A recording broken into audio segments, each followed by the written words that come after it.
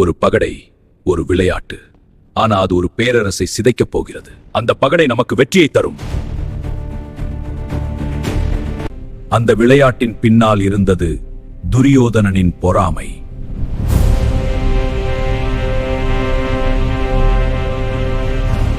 அந்த நாள் ஒரு ராணி அரசவையில் அவமானப்படுத்தப்பட்டாள். இது அநீதி, நான் ஒரு ராணி. அந்த அவமானம் உலகையே அதிர்த்தது.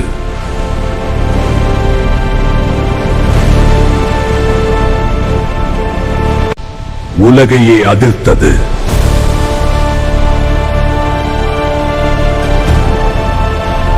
இந்த பகடை விளையாட்டுதான் குருக்ஷேத்திர போரின் விதை.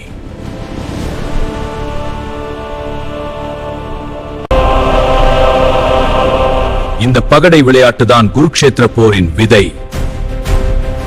இந்த வரலாற்றை முழுவதும் காண இப்போவே சப்ஸ்கிரைப் பண்ணுங்க.